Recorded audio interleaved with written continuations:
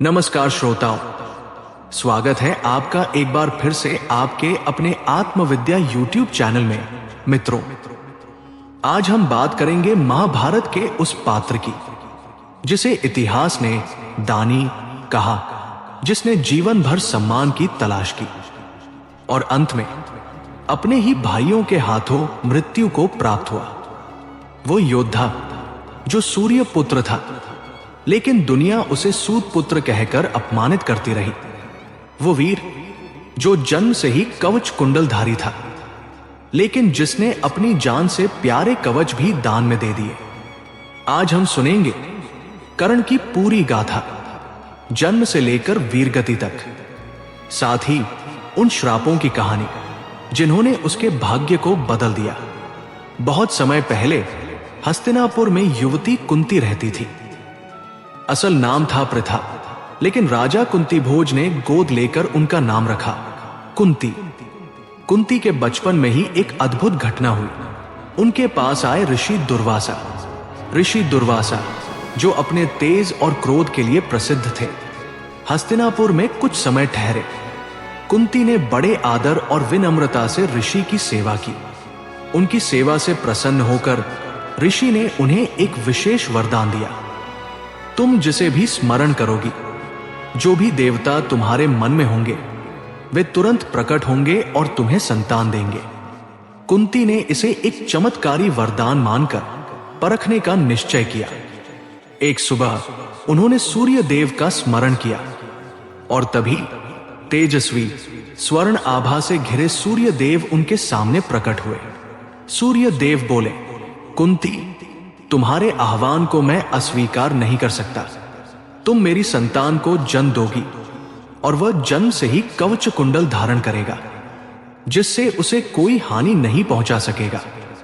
लेकिन कुंती अविवाहित थी। समाज की दृष्टि में यह स्वीकार्य नहीं था। फिर भी वरदान का प्रभाव टल नहीं सकता था। कुछ समय बाद कुंती ने एक दिव्य शिशु को जन्म दिया। वह चमक रहा था।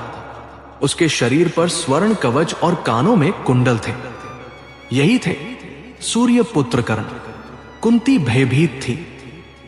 समाज के तानों से डरकर उन्होंने नवजात को एक टोकरी में रखकर नदी में बहा दिया।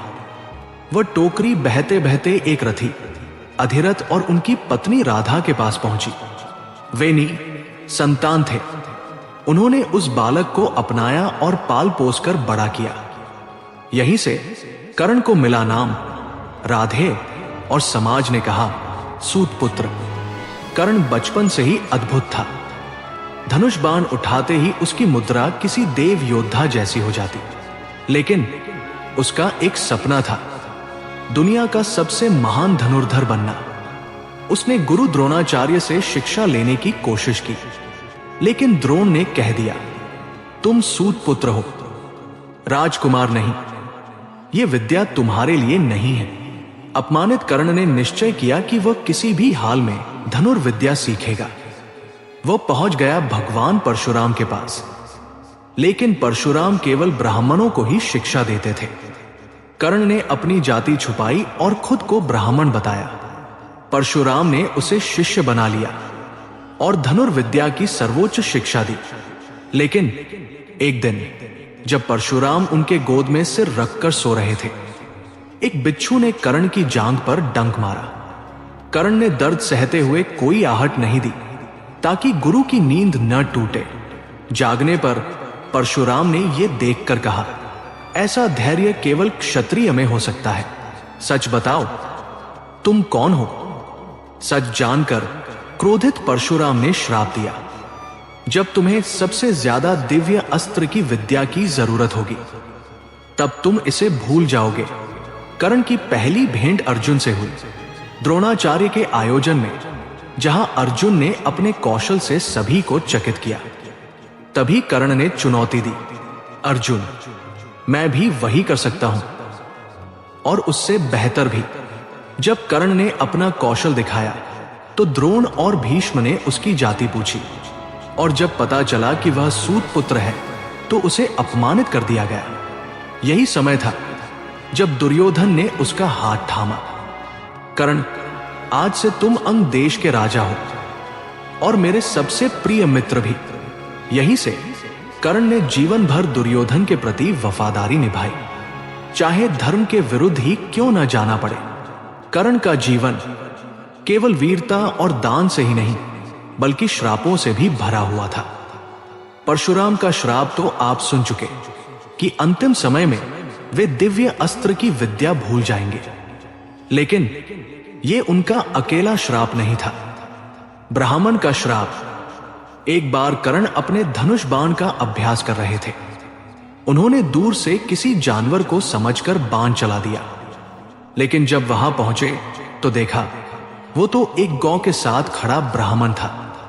कर्ण ने क्षमा मांगी, लेकिन ब्राह्मण ने कहा, जिस तरह मेरी गाय बिना किसी कारण मारी गई, उसी तरह तुम भी उस समय मारे जाओगे जब तुम निहत्थे और असावधान रहोगे।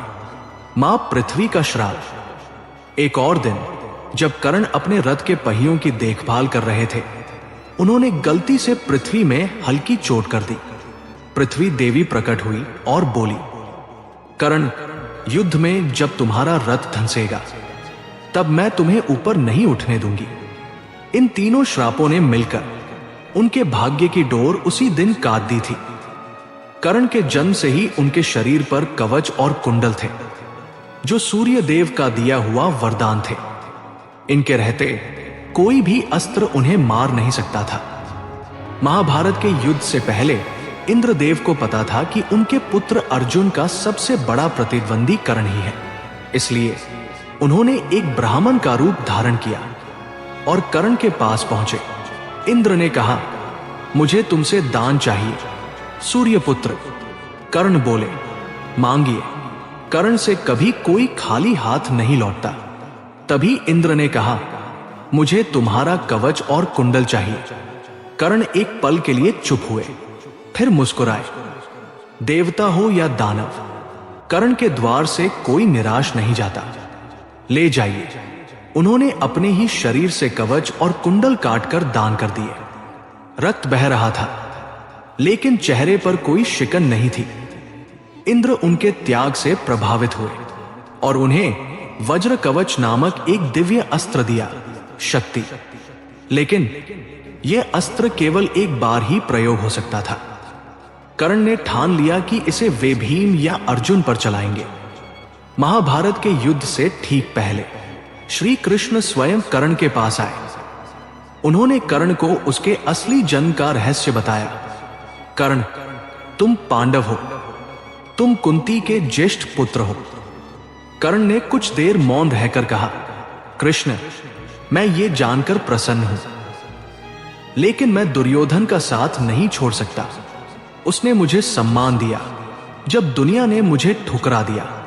कृष्ण ने कहा, तुम युद्ध में पांडवों के हाथ मारे जाओगे। कर्ण ने उत्तर दिया, मैं जानता हूं, लेकिन मित्रता मेरे लिए जीवन से भी बढ़कर है।